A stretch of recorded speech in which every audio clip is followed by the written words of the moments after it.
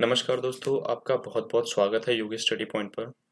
तो दोस्तों, जैसे कि आपको पता होगा, मैंने इससे पहले एक वीडियो अपलोड किया था, जिसमें मैंने बात की थी भारतीय संविधान की उत्पत्ति 1858 से 1947 तक की। उस वीडियो में मैंने भारतीय संविधान की उत्पत्ति का एक ओवरऑल ओवरव्यू लिया था।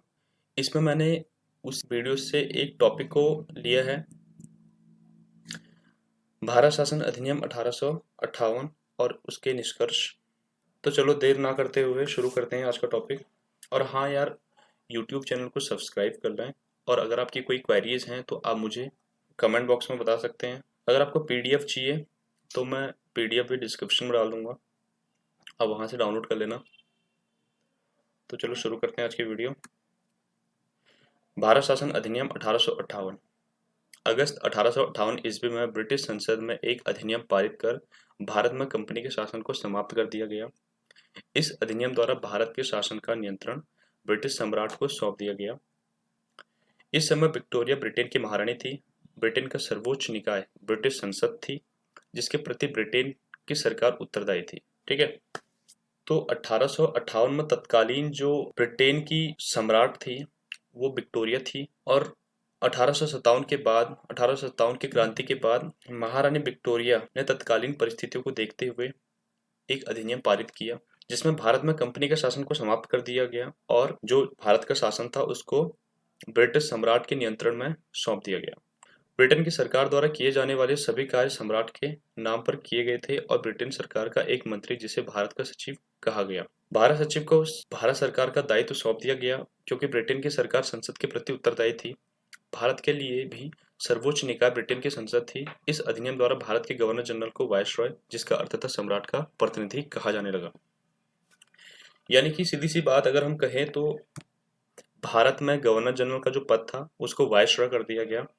और वायसरॉय का मतलब होता था सम्राट का प्रतिनिधि। महारानी विक्टोरिया द्वारा एक घोषणा की गई, जिसे लॉर्ड कैनिंग द्वारा 1 नवंबर 1858 ईस्वी को इलाहाबाद के दरबार में पढ़ा गया। उद्घोषणा में सभी भारतीय राजाओं के अधिकारों के सम्मान का वादा किया गया और भारत में ब्रिटिश क्षेत्र के विस्तार पर रोक लगा दी गई। इसमें लोगों के प्राचीन अधिकारों व परंपराओं आदि के सम्मान, न्याय और धार्मिक सहिष्णुता की नीति का अनुसरण करने का वादा किया गया। यार, ये जो बातें थी ना, ये सिर्फ उस टाइम के विद्रोह को, जो उस टाइम की जो लोगों के अंदर आक्रोश था, उसकी आक्रोश की भावनाओं को रोकने के लिए बस ये बातें की गई थी। इनको उस हद तक अप्लाई नहीं किया गया। जितनी बड़ी-बड़ी बातें इस घोषणा पत्र में की गई थी, वो बातें सिर्फ एक ढकोसला था एक तरह का, अगर देखा जाए। और जो भारतीय जो जनता थी, उनको सिर्फ और सिर्फ संतुष्ट किया गया। घोषणा में एक तरफ राजाओं को सुरक्षा का आश्वासन दिया गया, तो दूसरी तरफ मध्यम वर्ग से भी विकास के अवसरों को उपलब्ध कराने का वादा किया गया। घोषित किया गया कि प्रत्येक व्यक्ति जाति और धर्म के भेदभाव के बिना केवल अपनी योग्यता और शिक्षा के आधार पर प्रशासनिक सेवा में प्रवेश पाने का हकदार होगा। लेकिन धीरे धीरे यह साबित हो गया कि जिन अवसरों की समानता की बात उद्घोषणा में की गई थी, उन्हें लागू नहीं किया गया। तो देखो, घूम फिर के बात वहीं पे आ रही है कि जितनी भी उद्घोषणा में जो जितनी भी बातें की गई थी, उन्हें लागू नहीं किया गया।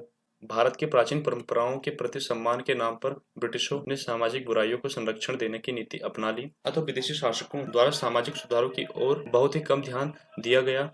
और जब भी भारतीय प्रमुखों ने इन सुधारों की मांग की तो उनका विरोध किया गया। 1858 ईस्वी के बाद भारतीयों के हितों को फिर से ब्रिटेन के हितों के अधीनस्थ बना दिया गया। ब्रिटेन व अन्य साम्राज्यवादी ताकतों के संघर्ष में भारत का उपयोग ब्रिटेन की आर्थिक नीतियों की पूर्ति के माध्यम के रूप में किया गया। भारत के संसाधनों का प्रयोग विश्व के अन्य देशों के विरुद्ध चलाए गए महंगे युद्धों की पूर्ति हेतु किया गया।